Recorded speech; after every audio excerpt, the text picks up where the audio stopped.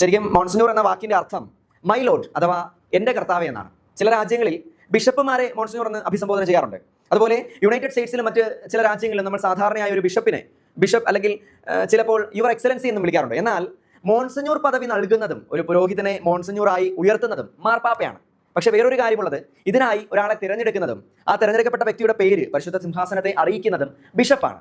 അതായത് ഈ പുരോഹിതന്റെ ബിഷപ്പ് ആരാണോ അദ്ദേഹമാവും അത് ചെയ്യുക. ഇനി മറ്റൊരു കാര്യമുള്ളത്, ഫ്രാൻസിസ് പാപ്പ ഈ മോൺസിഞ്ഞൂർ പദവിയിൽ ചില പരിഷ്കാരങ്ങൾ കൊണ്ടുവന്നു. അതിങ്ങനെയാണ്, മോൺസിഞ്ഞൂർ പദവിയിലെത്തുന്ന പുരോഹിതരുടെ പ്രായം അദ്ദേഹം 65 വയസ്സായി ഉയർത്തി. അതായത് 65 വയസ്സിന് മുകളിലുള്ളവരെ മാത്രമേ ഈ പദവിയിലേക്ക് നാമനിർദ്ദേശം ചെയ്യാൻ പാടുള്ളൂ എന്ന വ്യവസ്ഥയുണ്ടാക്കി. ഇതിന് പ്രകാരം നിലവിൽ ആ പദവിയിലുള്ളവർ അവരുടെ പ്രായം 65 വയസ്സിന് കുറവാണ് എങ്കിലും ആ പദവിയിൽ തുടരും. ഇനി പുതിയതായി പദവിയിലേക്ക് നാമനിർദ്ദേശം ചെയ്യപ്പെടുന്നവർക്കായിരിക്കും ഈ വ്യവസ്ഥ ബാധകമാവുക. ഇനി ഇതൊക്കെയാണ് മാനദണ്ഡമെങ്കിലും നമുക്കറിയാം ദൈവത്തിന്റെ അനുഗ്രഹം അതൊന്നും കൂടാതെ ഒന്നും സാധ്യമാവുകയില്ല. നാമനിർദ്ദേശം ചെയ്യപ്പെടാനും മാർപ്പാപ്പയാൽ അംഗീകാരം ലഭിച്ച് ഈ പദവി സ്വീകരിക്കാനും ഒക്കെ ഒരുപോലെ ദൈവാനുഗ്രഹം ഉണ്ടാകും.